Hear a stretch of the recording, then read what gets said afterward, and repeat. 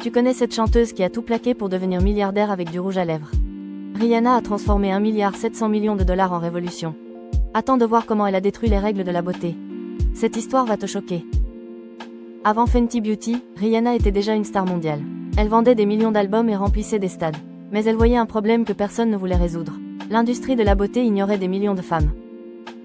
Elle avait essayé tous les fonds de teint du marché. Aucun ne correspondait à sa carnation. Si une star comme elle galère, imagine les autres femmes. Cette frustration allait devenir son empire.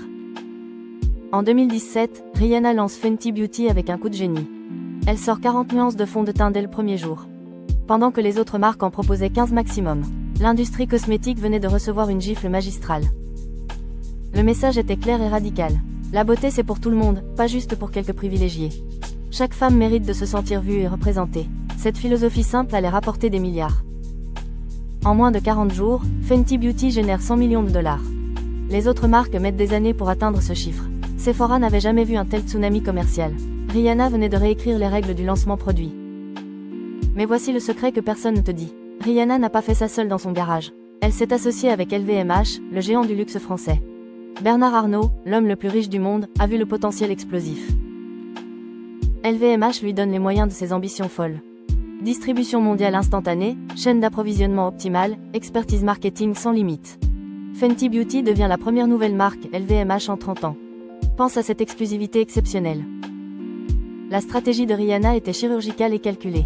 Elle ne vendait pas du maquillage, elle vendait une identité. Chaque femme pouvait enfin se voir représentée sur les étagères. Ce n'était plus du commerce, c'était un mouvement social. Les réseaux sociaux ont explosé comme jamais. Les influenceuses de toute origine partageaient leurs nuances parfaites. Le marketing organique valait des millions en publicité gratuite.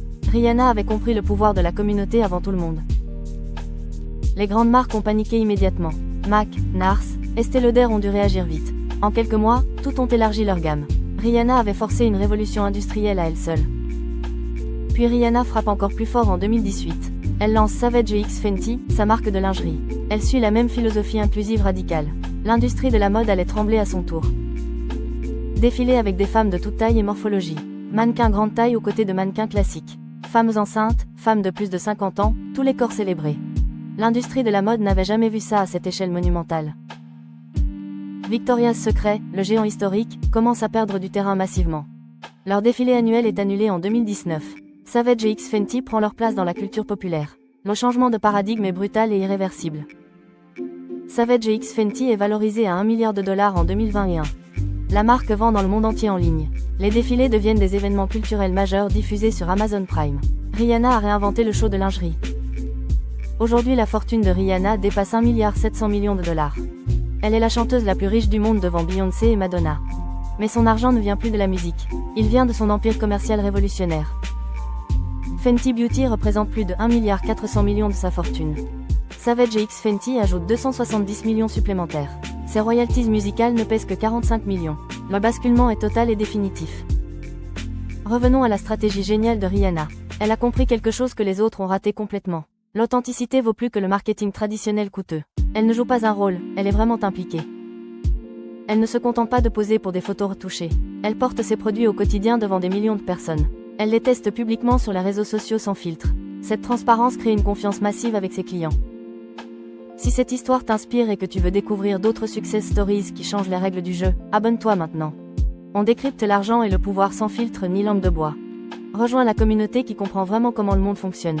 Clique sur le bouton rouge juste en dessous. Quand Fenty Skin est lancé en 2020, le même succès se répète encore. Des produits pour tous les types de peau sans exception. Des formules qui fonctionnent vraiment, testées et approuvées. Le marché des soins de la peau venait de recevoir son électrochoc. Les chiffres parlent d'eux-mêmes sans ambiguïté. Fenty Beauty génère plus de 500 millions de dollars par an maintenant. Savage X Fenty approche les 200 millions annuels et monte. Fenty Skin ajoute encore 100 millions de revenus supplémentaires. L'empire continue son expansion fulgurante. Mais le vrai impact va au-delà des dollars accumulés. Rihanna a forcé toute l'industrie à se remettre en question profondément. Aujourd'hui même les marques historiques proposent 40 nuances minimum. Elle a changé les standards pour toujours. Elle a prouvé qu'on peut être rentable et inclusif simultanément. Que la diversité n'est pas une contrainte marketing coûteuse. C'est une opportunité commerciale massive encore sous-exploitée. Les chiffres le prouvent sans contestation possible. Son influence dépasse même la beauté et la mode maintenant. Rihanna devient une icône du capitalisme moderne éthique. Celle qui prouve qu'éthique et profit peuvent coexister harmonieusement. Wall Street étudie son modèle dans les business schools. Forbes la classe parmi les self-made women les plus riches d'Amérique.